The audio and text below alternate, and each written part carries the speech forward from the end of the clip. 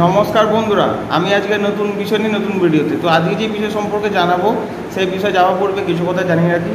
যারা আমার সাথে যোগাযোগ করতে চাইছো, নানা বিষয় নিয়ে আলোচনা করতে চাইছো, নানা সমস্যার সমাধান পেতে চাইছো, নানা সমস্যার প্রতিকার করাতে চাইছো, জন্মকুণ্ডলী বিচার করাতে চাইছো, হস্তরেখা বিচার করাতে চাইছো, অবশ্যই কমেন্টের মাধ্যমে যোগাযোগ করবে।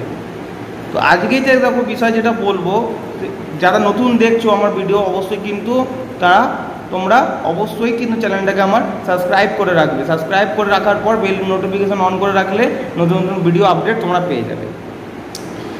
এখন কথা হচ্ছে যে নবরাত্রি চলছে, এই নবরাত্রিতে তোমরা কি করলে নিজের আর্থিক উন্নতি বৃদ্ধি পাবে বা আর্থিক সমস্যা কেটে যাবে। তো আজকের বিষয় রাশি অনুযায়ী নবরাত্রিতে কি করলে আর্থিক সংকট দূর হবে বা আর্থিক উন্নতি হবে। তো কথা না বাড়িয়ে শুরু করছি, ভিডিওটাকে প্রথম থেকে শেষ পর্যন্ত দেখবে।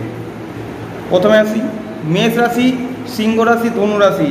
এদের আর্থিকভাবে সংঘর্ষ করতে কিন্তু দেখা যায়। এদের পুরো নবরাত্রিতে মা দুর্গার পুজো করা দরকার লাল ফুল দিয়ে। আর কি করবে, নিয়মিত দেবীর আরতি করা দরকার। নবরাত্রি ছাড়া প্রত্যেক মঙ্গলবার লাল ফুল দিয়ে দেবীর আরাধনা করা দরকার। বৃষ রাশি, কন্যা রাশি, মকর রাশি। সাধারণত এদের আর্থিক অভাব হয় না, কিন্তু এদের অনেক ধন অন্যের কাছে ফেসে থাকে। কিসের জন্য ফেসে থাকে? এরা অন্যকে সাহায্য করতে যায়, আর কোথাও ব্যবসা যদি করা থাকে ব্যবসায় ফেসে থাকে।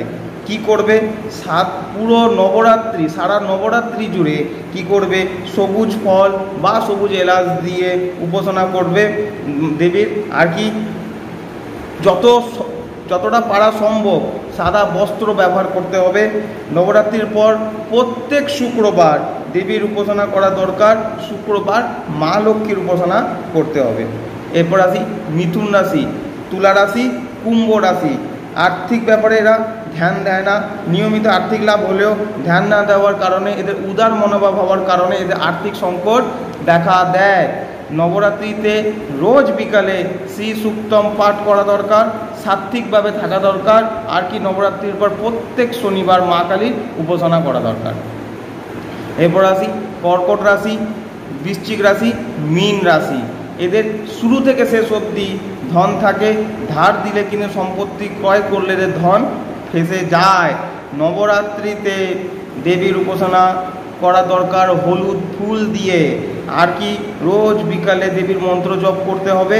নবরাত্রির পর প্রত্যেক বুধবার মা দুর্গার উপাসনা করা দরকার। তো আশা করি তোমাদের বুঝাতে পেরেছি নবরাত্রিতে কি করলে আর্থিক সংকট দূর হবে বা আর্থিক উন্নতি হবে, বা কোথাও টাকা ফেসে গেছে সেই জায়গা থেকে আস্তে আস্তে উদ্ধার হতে পারবে। আমি যেভাবে বললাম সেভাবে করো, অবশ্যই কিন্তু ভালো ফল পাবে। নবরাত্রি চলছে অবশ্যই। আর আজকে প্রথম দিন বছরের পয়লা বৈশাখ, সবাইকে শুভ নববর্ষ জানিয়ে আজকে আমি ভিডিওটা শেষ করছি। আজকের মতো এই পর্যন্তই। দেখা হচ্ছে নতুন বিষয়ের সাথে নতুন ভিডিওতে। নমস্কার।